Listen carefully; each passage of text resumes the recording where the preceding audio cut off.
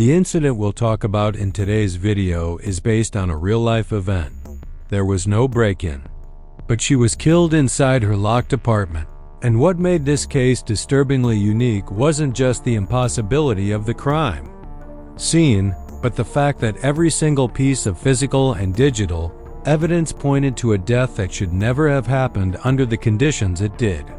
The victim, 26-year-old Layla Morrison, was an elementary school teacher living alone in Unit 4C of the Winston Grove Apartments in downtown Cincinnati, a mid-tier, modern residential building with 24/7 surveillance, smart locks, motion sensors, and coded access points requiring either biometric or digital entry authorization for every floor.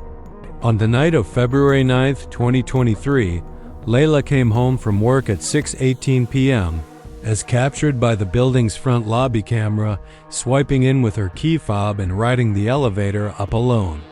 She waved to the camera, holding a plastic grocery bag, and talking on her phone her final call, which lasted until 6:24 p.m., when she told her sister she was heating leftovers and planned to finish a lesson plan before bed. That was the last known contact Layla had with anyone. At 7:55 a.m. the next morning, her neighbor, an elderly woman named Carol Hensley, complained to building management about an eerie buzzing sound coming from Layla's unit and a strange, flickering light that had been on all night. When the manager used the master override to enter the apartment, they discovered Layla's body in her bedroom, sprawled on the floor, blood pooled beneath her head and chest, her face frozen in an expression of sheer terror. The room showed no signs of struggle. Nothing was knocked over, broken, or even touched. Her door was still locked from the inside, her window sealed, chain latch secured. Her phone sat on the bed. Her computer was powered down. The alarm had gone off at 6:30 a.m., still blinking on her smart display. Police arrived minutes later, baffled by the untouched entryways and digital logs, all of which confirmed that no one had entered or exited the apartment after 6:18 p.m. the night before.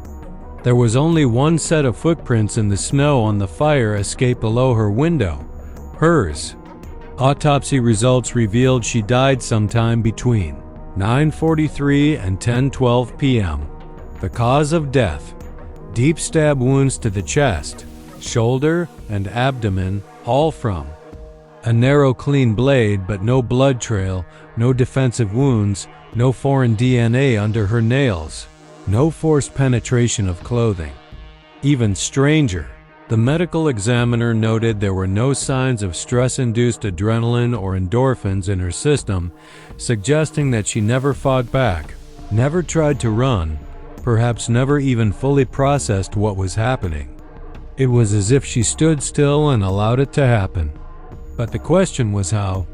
The front door lock was connected to a secure server that logged every entry down to the millisecond.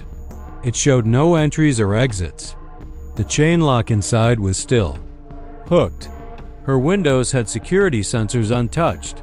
No hidden entrances, no crawl spaces. Surveillance from the hallway showed nothing but silence and emptiness.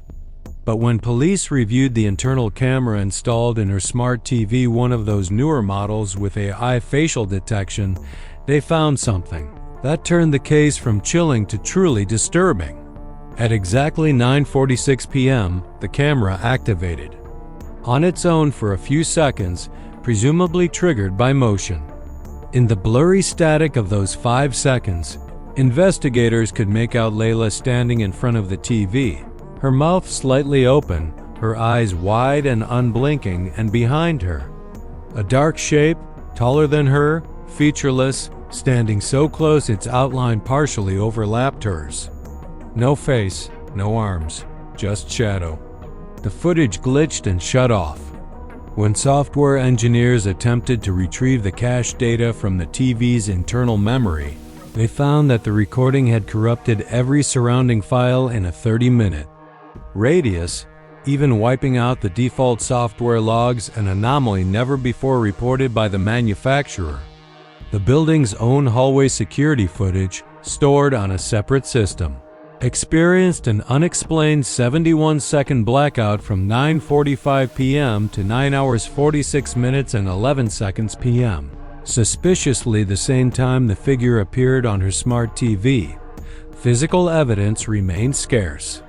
Her kitchen knife block was full, no weapons missing. Her keys were on the hook. Her smart lock had not been tampered with, no system hacks, no backdoor entries. There was, however, one strange find in the autopsy report: a microscopic amount of silver dust residue embedded in the edge of one of her stab wounds, something not associated with any known blade, but more commonly found in extremely fine electrical components or ancient religious artifacts used in ceremonial rites. Days after the incident, Layla's sister attempted to access her cloud storage to retrieve old lesson plans and discovered an unsent file, an audio memo dated the same night as the murder, timestamped 9:12 p.m. In it, Layla whispers, "I think someone was in my apartment when I got home, but I can't find anything missing. I'm not sure if it was a dream, but I feel like I woke up and someone was just standing near the closet, watching." A second voice can be faintly heard in the background, almost inaudible, speaking a language that hasn't been identified, not matching any known modern dialect, but when run through advanced phonetic mapping, had uncanny similarities to Old Sumerian chants. Paranormal investigators took interest in the case and linked it to 2 other deaths over the past 10 years, both in locked apartments, both with impossible entry circumstances, and both victims found with the same expression of frozen horror, stabbed multiple times without any defensive trauma. Police were never able to explain how Layla's killer got in or out. The case remains officially unsolved, labeled a contained homicide under anomalous circumstances. But perhaps most unsettling is what happened 4 weeks later, when a new tenant moved into Unit 4C. On her first night, she awoke at 3:07 a.m. to find the bedroom lights flickering and her phone alarm set for 7:30 a.m. already ringing. When she sat up, the closet door creaked open by itself, and for a fraction of a second, she saw something tall, dark, and humanoid inside before it vanished. When she moved out 2 days later, she left a single note behind, taped to the fridge. "It's still here, and it's waiting."